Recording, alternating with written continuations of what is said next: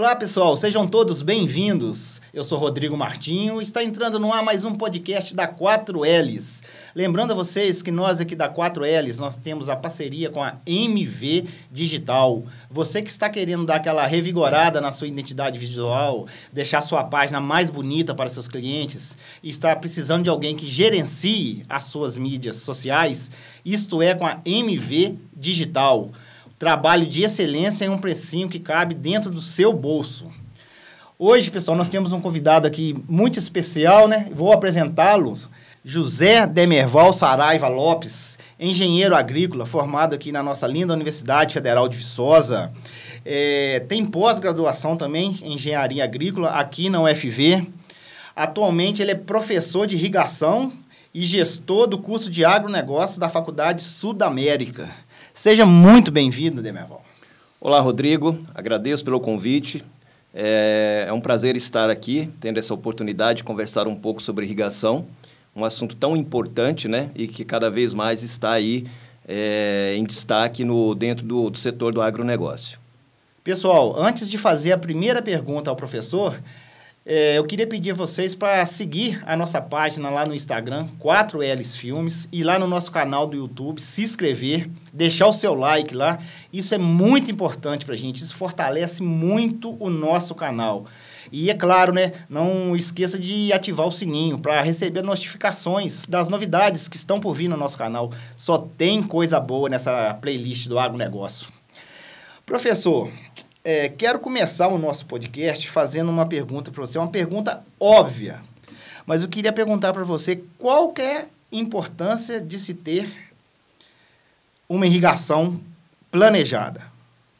Então, Rodrigo, a primeira coisa que nós temos que entender é que as plantas são seres vivos, assim como nós, as plantas precisam de água, né? A constituição das plantas, em sua maioria, a maior parte da constituição das plantas é formada por água. E de onde que vem essa água? Do solo. Então, ela está armazenada no solo e as plantas diariamente estão absorvendo a água através das raízes. E num processo metabólico que está relacionado com o crescimento das plantas, o desenvolvimento das plantas, elas transferem essa água para a atmosfera na forma de vapor. Bom, nós podemos considerar o solo como se fosse uma caixa d'água da nossa casa e as plantas as torneiras. É muito comum a gente fazer essa analogia para ficar mais fácil de entender. Quando a gente tem o solo, a nossa caixa d'água cheia, então nós estamos tranquilos, nós podemos utilizar a água sem nenhum problema. A partir do momento que vamos considerar uma situação em que o reabastecimento da nossa caixa d'água não seja contínuo, que ele seja programado. Então, nós vamos utilizando a água, abrindo as torneiras na nossa casa, e vamos consumindo a água e o nível de água vai baixando. Se a gente deixar chegar no fundo da caixa, faltar água na torneira, quando a gente vai repor, ligar a bomba para repor, pode acontecer de não ter energia elétrica ou não ter água disponível na nossa rede para encher. Então, consequentemente, a gente ficaria sem água. Então, o que a gente faz? Para evitar que isso aconteça, o ideal é que a gente programe a boia da nossa caixa lá para ligar a bomba antes de chegar no fundo, no nível intermediário da caixa d'água. Dessa forma, se acontecer de não ter água naquele momento, a gente já tem uma reserva para ser consumida e dificilmente vai faltar água na nossa caixa. Então, o solo é a mesma coisa. Todo solo, cada solo tem uma capacidade de retenção de água. Os solos argilosos retêm mais água do que os solos arenosos. Então, a gente pode considerar que os solos argilosos é uma caixa d'água maior do que os solos arenosos, tá? Então, ele tem um limite máximo de absorção. Então, quando a gente irriga ou quando chove, esse solo nós podemos considerar, numa aproximação mais geral, que a caixa d'água está cheia, o solo está cheio. Com o passar do tempo, as plantas vão consumindo água, então vai diminuindo o nível de água no solo. E o solo tem por característica, se o nível de umidade vai diminuindo, ele vai dificultando essa retirada, essa absorção de água pelas plantas. A planta começa a gastar mais energia própria para absorver água, energia essa que ela poderia utilizar no seu desenvolvimento, na produção e tudo mais, então ela começa a gastar mais energia para absorver água. Pode chegar num certo limite de umidade no solo, que a planta talvez nem consiga mais absorver água e vai morrer. Tá? É o que acontece nos períodos de estiagem nos sistemas que não são irrigados. Então, a importância da irrigação está justamente aí. Se faltou chuva, nós podemos programar o nosso sistema para repor a água no solo de forma que a nossa caixa d'água esteja sempre nos limites mais adequados para nossas culturas. Professor, você falando agora, você quase que já respondeu a segunda pergunta que eu estava pensando em te fazer, mas mesmo assim eu vou fazer para você ser mais claro um pouquinho. Nós sabemos que a maior parte da nossa produção, ela vem de culturas que não são irrigadas. Como que você me explica isso, irmão? Bom, em geral, sempre que a gente vai fazer alguma palestra, algumas informações mais gerais sobre irrigação, essa pergunta ela vem à tona. Então, eu até já trouxe aqui esses dados, imaginei que você poderia perguntar alguma coisa nesse sentido, sobre a importância da irrigação, tanto no mundo quanto no Brasil. Vou citar alguns números aqui, que a gente obtém de números obtidos da literatura técnica, né? No mundo, hoje, tem em torno de 1,5 bilhão de hectares cultivadas. Deste 1,5 bilhão, 270 milhões são irrigados, que corresponde a 18% da área plantada. Então, se você pegar toda a área plantada no mundo, toda a área cultivada, com todas as culturas, em torno de 18% são irrigados. E esses 18% corresponde a 40% da produção. Então, você tem 18% da área irrigada e tem 40% da produção nesses 18%. Ou seja, a irrigação mais que dobra a produção, em média. Tá? Então, isso aí, a grande importância, complementando, como você disse muito bem, a primeira pergunta, isso aí, por si, já é suficiente para entender a importância da irrigação. Nós temos aí um desafio, em função do crescimento populacional. Dados demonstram que a produção agropecuária ela precisa aumentar consideravelmente para atender a demanda de alimentos que é crescente no mundo. Então, nós podemos, ao invés de pensar em abrir novas áreas, nós podemos implementar a irrigação e aumentar essa produção e atender essa demanda crescente que vem nos próximos anos, né? Falando de Brasil, nós temos em torno mais de 70 milhões de hectares que são cultivados no Brasil, com todas as culturas. E desses 70 milhões, nós temos em torno de 5 milhões que são irrigados, que é mais ou menos o mesmo percentual do mundo. No Brasil tem em torno de 17%, 18% também. Tá? E nós temos aí um potencial para chegar a 30 milhões de hectares. Ou seja, hoje nós temos 5 milhões irrigados, nós podemos chegar a 30 milhões. Como que nós podemos chegar a 30 milhões? Porque o Brasil é um país muito bem servido de água. Nós temos os principais mananciais de água doce, estão aqui no nosso país, água bem distribuída, nós temos água no subsolo em abundância, enfim, nós temos todas as condições para potencializar cada vez mais a nossa produção através da irrigação. Senhor professor, é sabido, né, que existem várias formas de se fazer irrigação. Tem por pivô central, inundação, aspersão, enfim, são várias formas. Por isso eu te pergunto, tem uma forma que é mais eficiente que a outra? Se você pensar na distribuição da água em si, sim, existe. Mas a gente precisa levar em consideração também as características da cultura. Por exemplo, começando pela irrigação por inundação, que são aqueles tabuleiros enormes de arroz, né, que são aquelas áreas, aqueles patamares dos tabuleiros, enche de água e o arroz desenvolve ali dentro. O arroz tem por característica desenvolver nesse tipo de sistema de irrigação, né?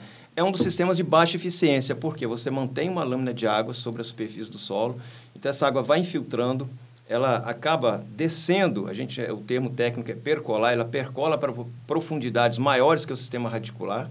Então, se você pensar, nós temos aqui a superfície do solo e tem um sistema radicular até aqui. Quando a gente faz irrigação, então a gente procura fazer com que a água seja distribuída até a profundidade do sistema radicular. No sistema de inundação, quando a gente mantém os tabuleiros cheios de água, essa água está descendo. Então, há uma perda de água por percolação profunda muito maior do que em outros sistemas. Tá? E, por isso, é um dos sistemas menos eficientes. Você perguntou se é um sistema mais eficiente do que o outro, né? Temos também o sistema de irrigação por aspersão, que é um dos sistemas mais aí, utilizados, né? Porque é um tipo de sistema que pode ser adaptado à maioria das condições de solo, de topografia. Nós podemos utilizar o sistema de aspersão tanto em áreas planas como em áreas inclinadas. Então, é um sistema que adapta muito bem a diferentes tipos de cultura, tá? Temos também o sistema de pivô central, que eu particularmente considero uma aspersão automatizada. O pivô ele vai girando e vai jogando água de cima, né, aspergindo a água sobre a cultura. E temos o sistema de irrigação localizada, que é o mais eficiente em termos de distribuição de água. Porém, o sistema de irrigação localizada ele está mais adequado, ele é mais adequado para as culturas perenes, né, que são aquelas culturas, que é uma cultura perene, é aquela cultura que a gente consegue ter mais de uma colheita na mesma planta. Então, o milho, por exemplo, para citar um dos exemplos de cultura anual, você planta a semente, ela desenvolve, gera uma planta, produz e morre. A laranja, você consegue extrair várias colheitas da mesma planta. Então, é uma cultura perene, a diferença é essa. Então, são culturas em que o sistema radicular ele está concentrado na projeção da copa da planta.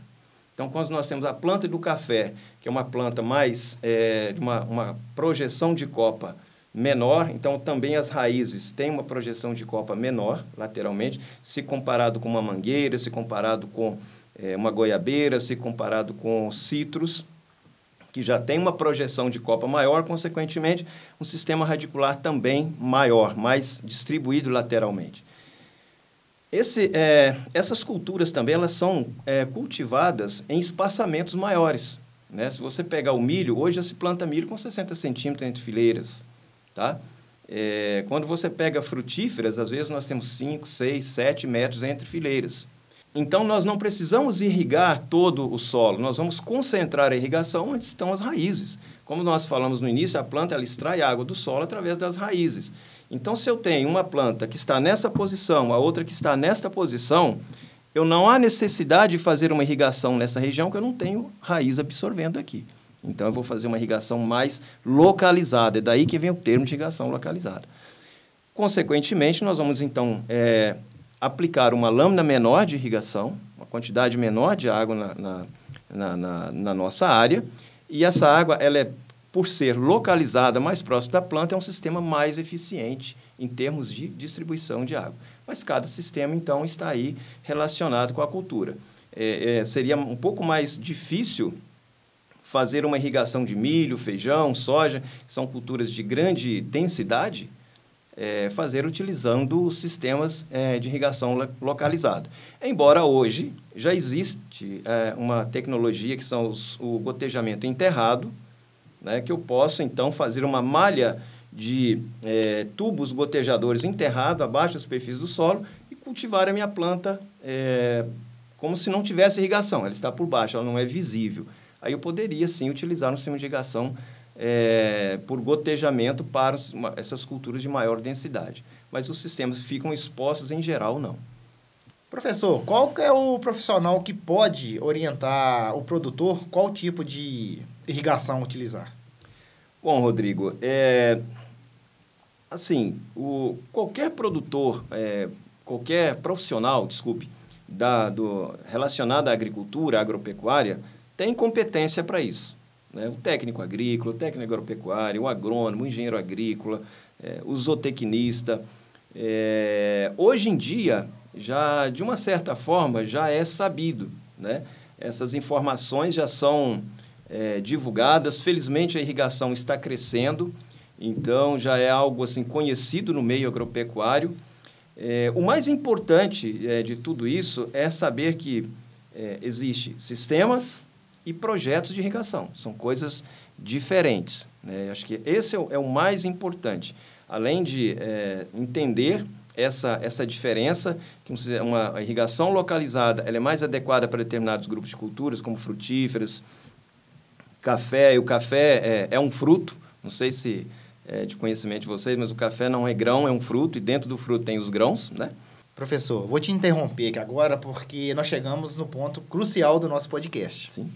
Eu gostaria de saber qual é a diferença entre um sistema de irrigação e um projeto de irrigação. Bom, O sistema de irrigação, nós podemos considerar como sendo o agrupamento dos equipamentos que serão utilizados para conduzir a água desde a fonte até a área e fazer a sua distribuição. Quais seriam esses equipamentos? Motobomba, tubulações, válvulas, conexões,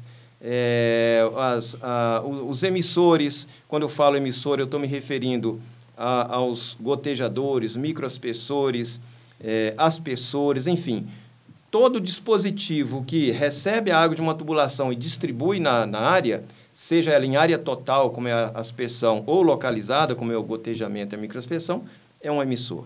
Então, estes elementos que eu relacionei, acabei de mencionar para você, constituem um sistema de irrigação. Então, o sistema é todo aquele conjunto, associação desses componentes que servirão para conduzir a água através da motobomba de uma fonte até a distribuição na área. Isso é um sistema de irrigação. O projeto de irrigação, ele vem antes do sistema.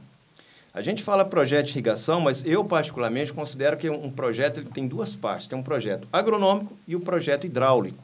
Tá? O que seria o projeto agronômico? Como eu falei anteriormente, o projeto ele deve ser feito para cada situação em particular. Eu costumo dizer o seguinte: se você é um construtor civil e um engenheiro faz um projeto de um prédio para você para uma determinada localidade, provavelmente você não teria coragem de pegar esse mesmo projeto e aplicar numa situação completamente diferente. Por quê? Porque para chegar num projeto de um prédio, você precisa determinar ali as características da topografia, característica do solo, quanto que a gente chama de carregamento, quanto que esse solo suporta, né?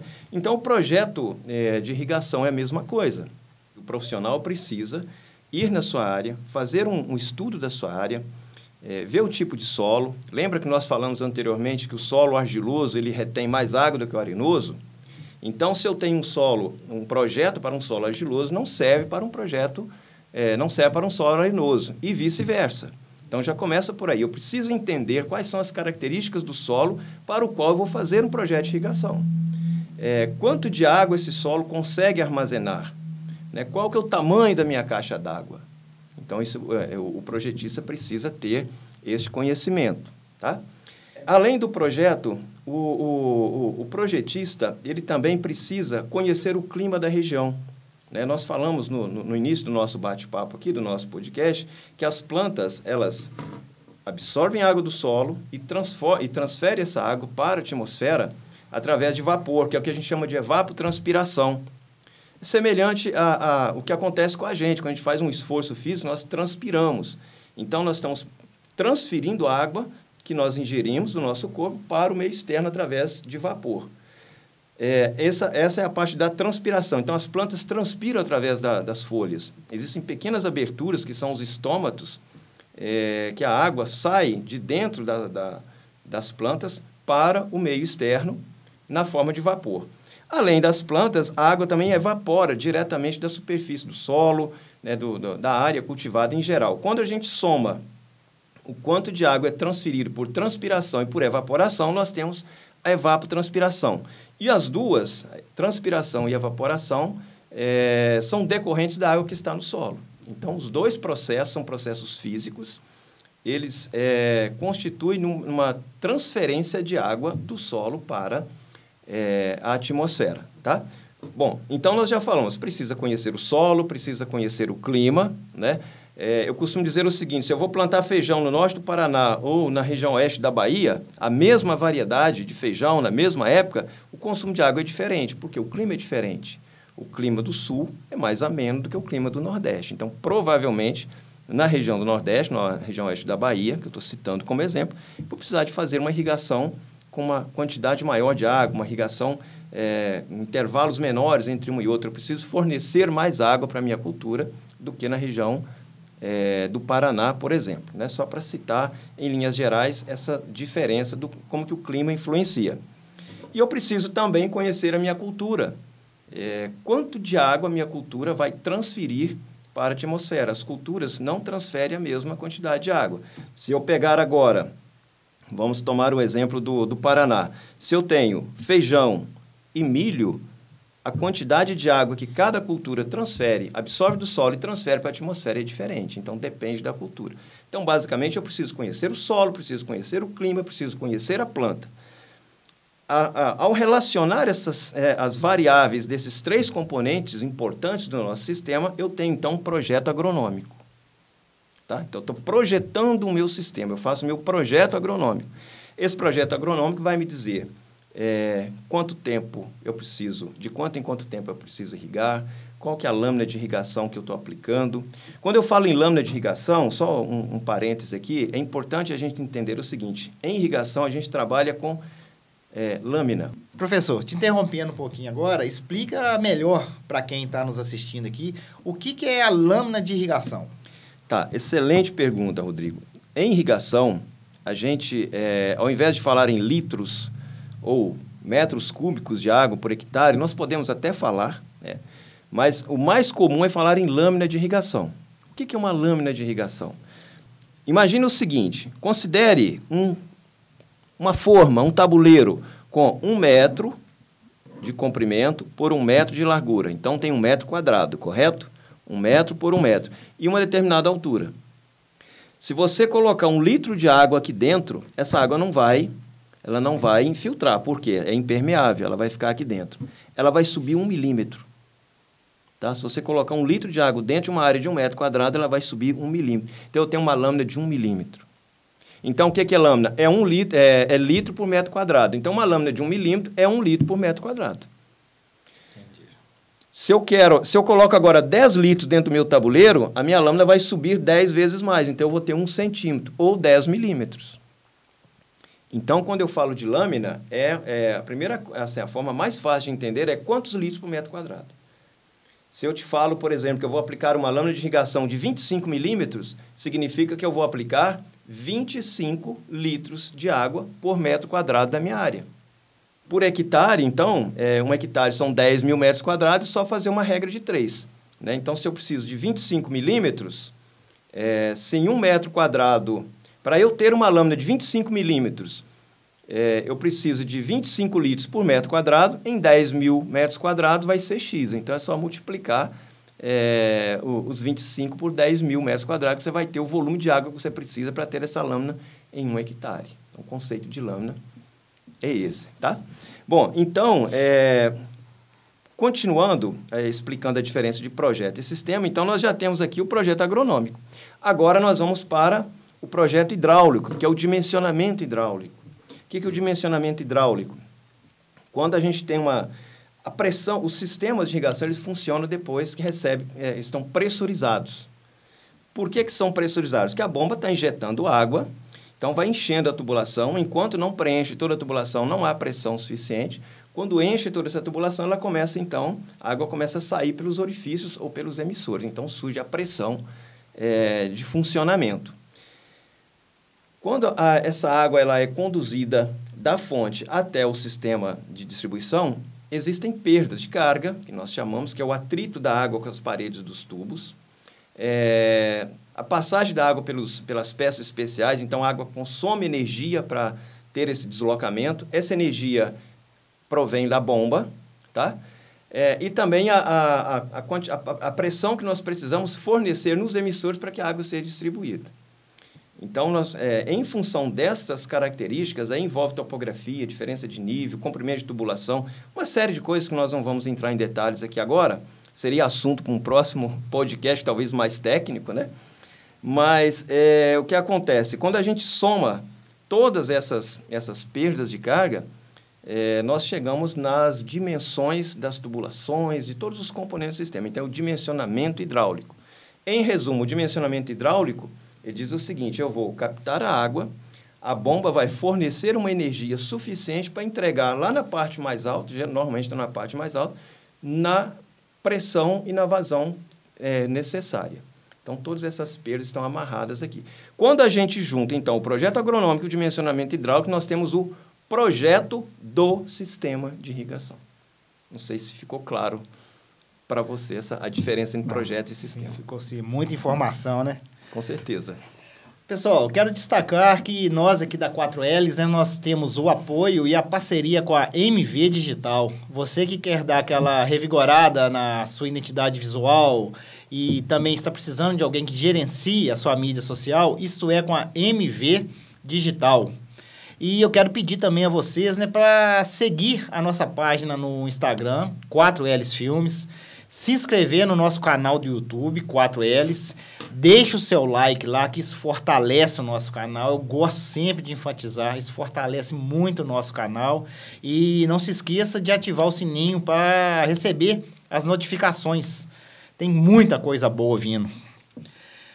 Professor, ficou claro que é necessário se ter um projeto de irrigação em grandes áreas, porque tem várias questões que se envolvem aí, né? E eu te pergunto, em pequenas áreas, dá para se fazer também um sistema de irrigação, fazer um projeto de irrigação? Sim, com certeza.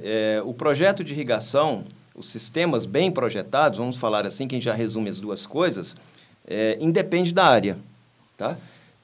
O que mais importa é que a gente procure fazer com que todas as plantas que nós temos na nossa área, elas recebam a mesma quantidade de água.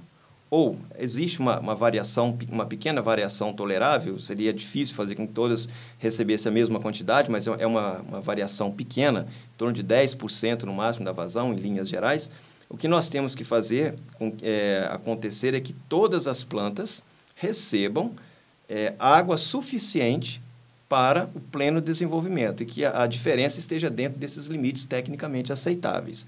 Então, aí, o que vai mudar de um sistema grande para um pequeno é exatamente as proporções, né? O sistema grande, nós vamos precisar de motobombas de maior potência, sistemas de energia transformadores mais potentes, com maior potência, as tubulações, as adutoras são de maiores diâmetros, né?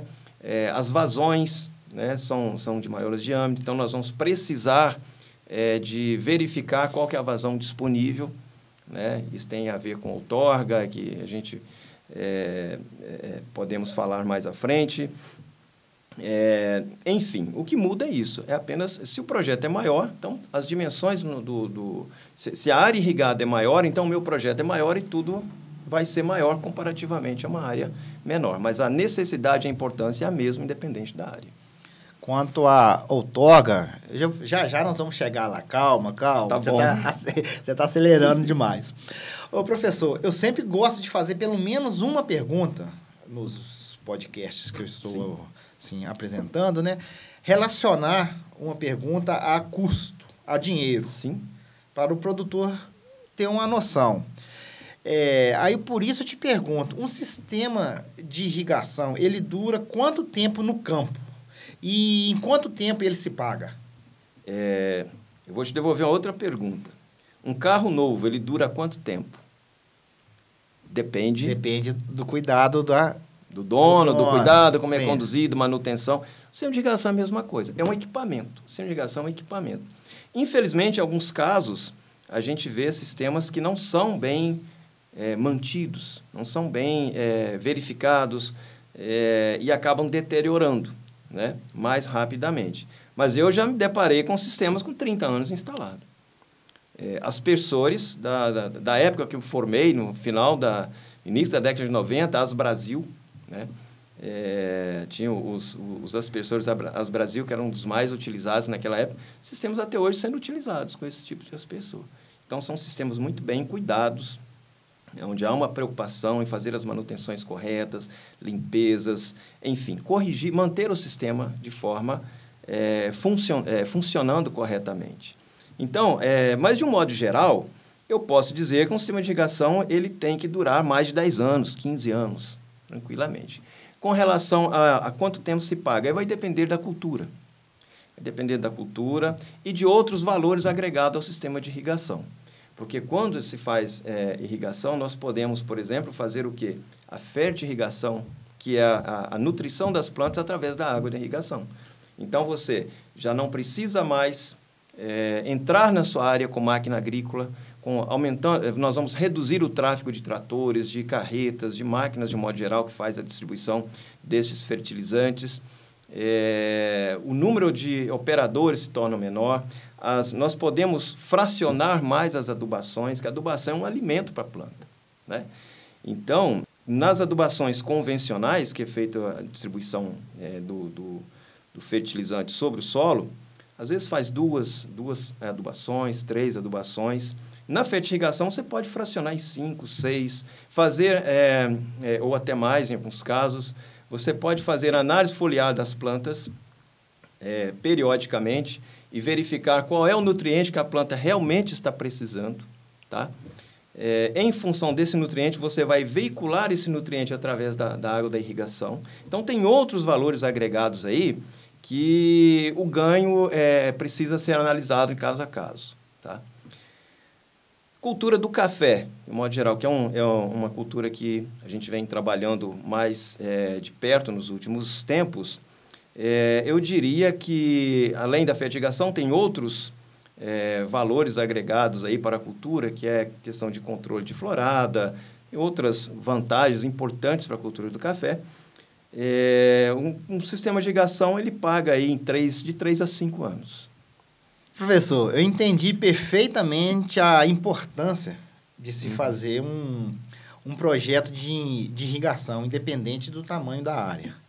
Mas agora eu fiquei com uma dúvida. E em regiões que chove muito, o que você me fala? A gente precisa também irrigar? O que acontece? Primeiro ponto, o clima está mudando muito.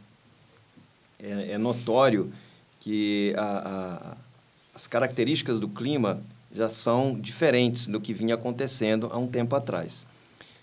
Então, essa mudança do clima já justifica a importância de ter um sistema de irrigação. Por quê? Porque as plantas, aí depende de cada planta, mas umas são mais resistentes ao estresse hídrico, outras menos resistentes, né? Então, as menos resistentes não pode faltar água de forma alguma. E as mais resistentes, elas podem até suportar um estresse hídrico, mas não para sempre. Então, todas as plantas têm as fases do seu desenvolvimento que a água é crucial. Se faltar, a produção cai. Eu cito um exemplo próprio. Há uns 5 anos atrás, eu tinha uma cultura de milho e assim, a expectativa era de colher 120 sacas, 140 sacas por hectare, considerando apenas a chuva, não tinha irrigação nessa área. Quando chegou na fase lá do pendoamento e enchimento da espiga, veio uma seca. Em dezembro, aí, então, veio uma seca de uns 20 dias, mais ou menos, e a produção foi lá embaixo. Então, foi para aproximadamente 74, 75 sacas por hectare.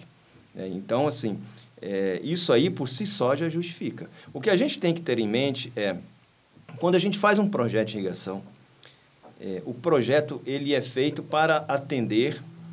de um modo geral, né, um projeto é feito para atender a demanda da cultura, como se não houvesse chuva. E no momento de máxima demanda, que é o máximo desenvolvimento da planta. Tá? Então, a planta ela começa, obviamente, né, pequenininha, vai crescendo. Então, quando ela está na fase adulta, é que ela vai precisar de mais água. Ela tem muito mais folha, tem um dossel maior, então ela vai um sistema radicular maior. Então, ela vai absorver mais água do solo, ela explora um volume de solo maior, então ela vai absorver uma maior quantidade de água do solo e vai, consequentemente, transferir mais água para a atmosfera. Então, o projeto é feito para atender a cultura neste ponto, de máxima demanda. Aí você fala assim, mas e quando a planta está pequena? Aí eu vou ajustar pelo manejo. Se choveu, eu não irrigo, porque a chuva é água de graça no meu sistema. Água é um insumo de produção, então ela tem que ser aproveitada. Eu digo que qualquer estrutura que possa ser feita numa propriedade rural para reter a água da chuva, manter aquela água armazenada ali, já justifica o custo. Porque a água é crucial, é um dos insumos mais importantes no sistema produtivo. Então, respondendo de forma objetiva a sua pergunta, nas regiões que chovem muito, precisa irrigar? Sim, você precisa ter o sistema de irrigação para que a sua cultura não sofra estresse hídrico. Porque caso ocorra uma variação, um período de seca, igual acontece muito, às vezes é comum o chamado veranico, né, que ocorre no período de janeiro, mês de janeiro, início de fevereiro, que é um mês tipicamente considerada a época das águas, que chove, mas tem períodos de veraneio que pode coincidir com o ciclo de uma cultura e a produção ser reduzida por esse motivo. Então, o projeto de irrigação é importante, sim, independente do clima que você se encontra, se é uma região que chove muito ou que chove pouco. Professor, você falou anteriormente que para fazer um projeto de irrigação, a gente tem que considerar a evapotranspiração da cultura, correto? Sim.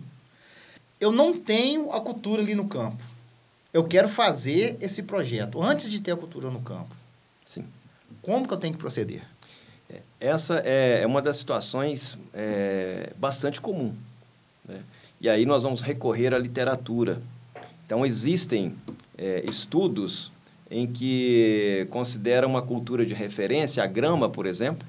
Então, eu pego, se eu for fazer um projeto para Viçosa, para uma cultura que não está implantada ainda, eu consigo saber qual que é a evapotranspiração da grama em Viçosa, para uma determinada, qualquer época do ano.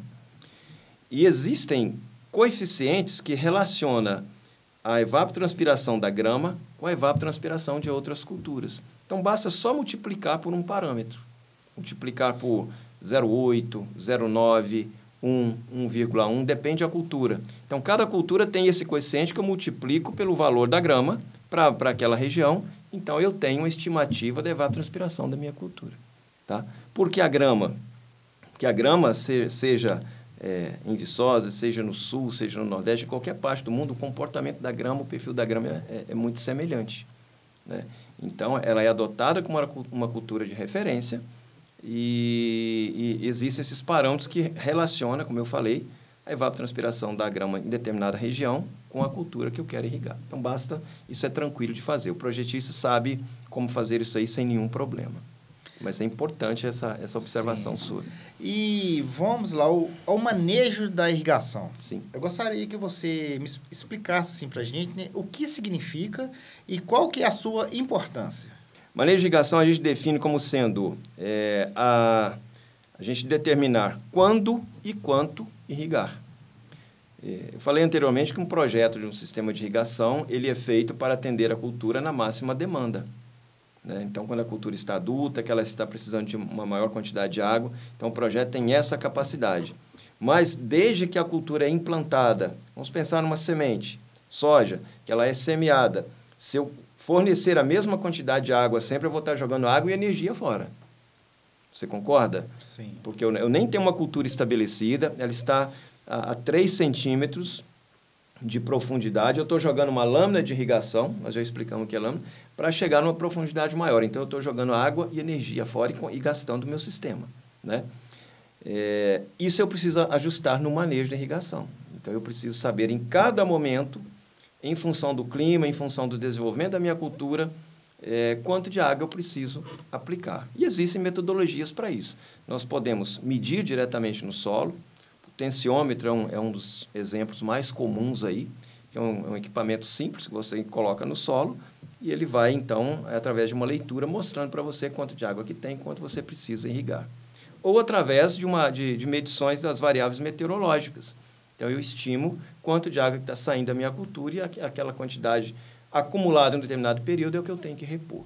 Então, o manejo de irrigação consiste nisso, de acompanhar, de verificar quanto de água que tem no solo e eu preciso repor em cada momento. É o exemplo da caixa d'água que eu citei no início da nossa conversa.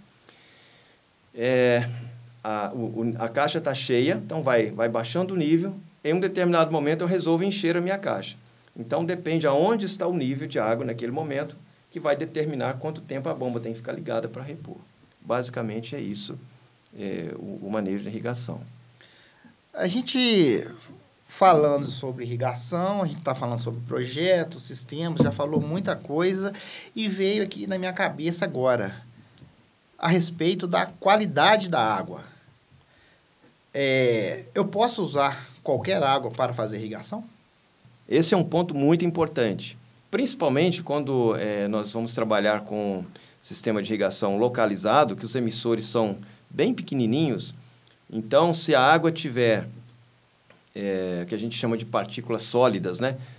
pequenas raízes de plantas aquáticas, algas, grãos de areia.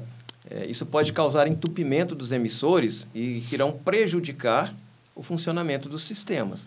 Então, a gente precisa, sim, dentro de um sistema, ao fazer um projeto de irrigação, analisar a qualidade da água que nós vamos utilizar.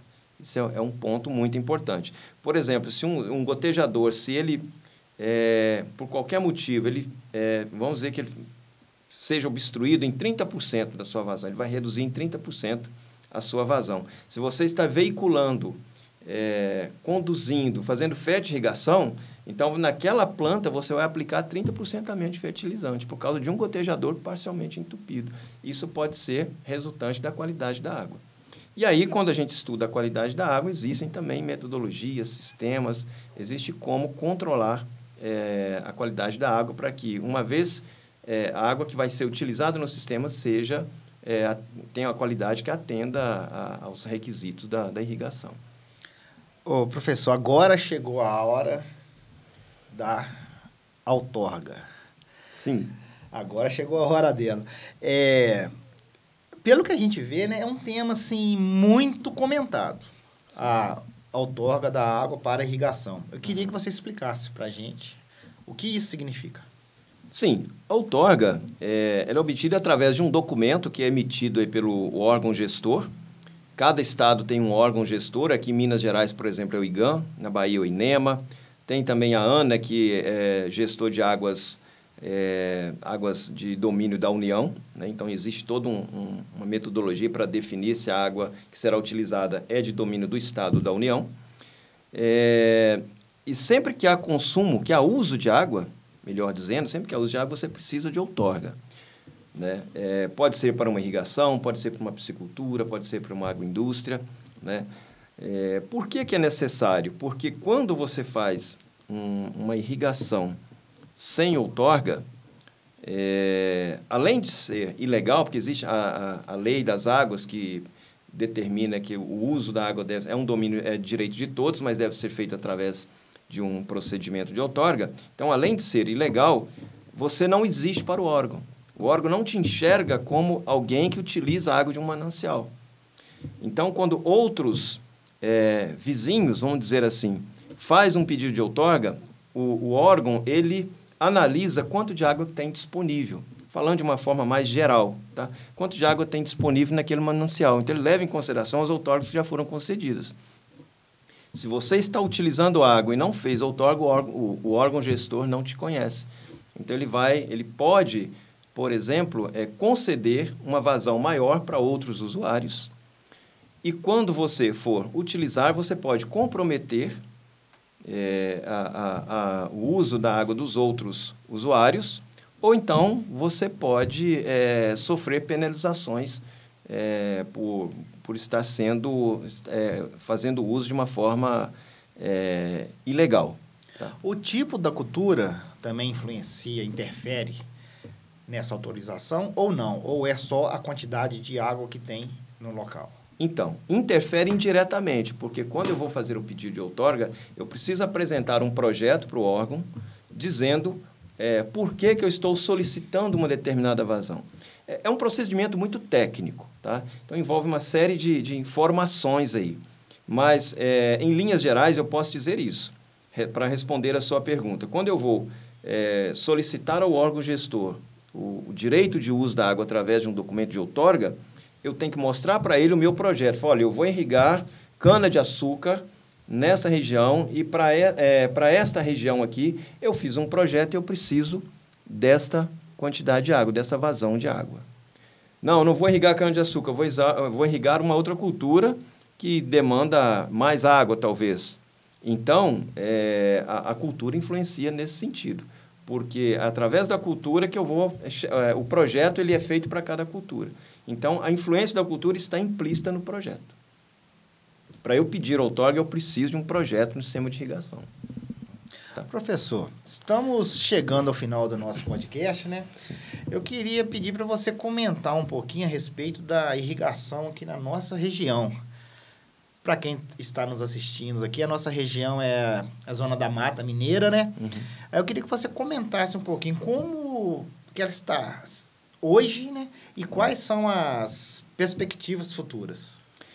Eu acho que a sua pergunta, talvez, ela é fundamentada no fato de que na zona da mata é caracterizada por pequenos produtores, região mais acidentada, onde é mais difícil fazer irrigação, né? É um fato, mas está mudando. Então, a gente vê que realmente a irrigação ela está cada vez mais presente. Os produtores, quando a gente compara a zona da mata com outras regiões semelhantes, que talvez estejam mais desenvolvidas, a agricultura esteja mais desenvolvida que a nossa, a irrigação está presente nessas outras regiões, né? Eu diria que, hoje em dia, não dá para fazer cultivar algo sem pensar em irrigação. A irrigação é uma forma de suprir água para a cultura, mesmo que seja complementando a chuva, e a água é um insumo de produção importante. Então, na nossa região, a gente já vê as áreas, né, de hortifruti é fundamental, você não consegue produzir sem irrigação, porque são culturas que demandam uma quantidade maior de água, o solo tem que estar sempre úmido, o ideal é que esteja o mais próximo possível do limite máximo, que a gente chama de capacidade de campo.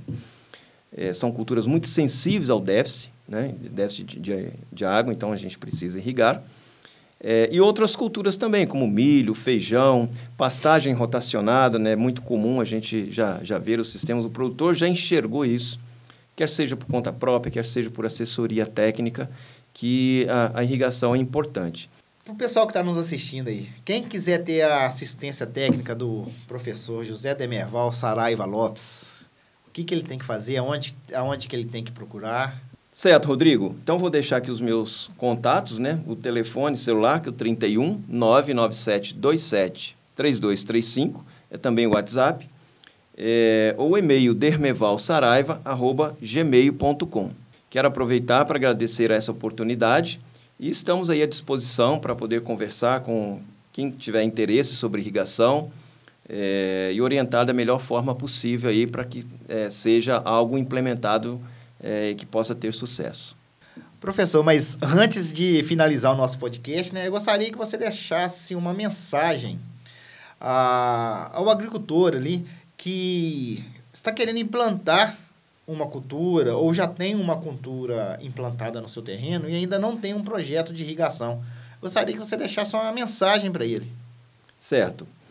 Como nós falamos, a irrigação ela é importante para que o produtor ele não fique dependendo somente do clima, né? Então, a água para as culturas precisa ser enxergada como um insumo de produção. Então, a irrigação proporciona isso, além de outros benefícios, como fertirrigação, melhor controle da produção em si, e principalmente o aumento de produção que se torna possível. Como nós falamos no início, através da irrigação você pode produzir 1,5 vezes, 2 vezes mais ou até mais, né, na mesma área. Então, é possível, sim, você potencializar, aumentar a sua produção sem ter aumento de área. Então, é mais barato, é mais ecologicamente correto você aumentar a sua produção na mesma área, e isso a irrigação te permite, do que ter que abrir novas áreas e para que você possa ter um incremento na sua produção. Professor, então quero agradecer, né, a sua presença aqui. Foi um bate-papo assim, muito produtivo. Tá? Quero agradecer e espero poder te convidar mais vezes para... A gente pode abrir o leque desse assunto de irrigação. Tem outras coisas que eu sei que você é especialista, né? Tá certo, Rodrigo. Mais uma vez eu agradeço. Estamos à disposição, nós podemos sim planejar outros bate-papos. Para mim também foi uma oportunidade muito, muito boa e estamos à disposição.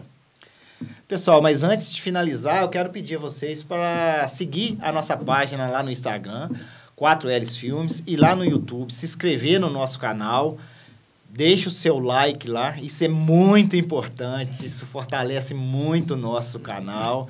E ative o sininho, né, para receber as notificações. Essa playlist nossa do agronegócio só tem coisa boa. Até o próximo episódio.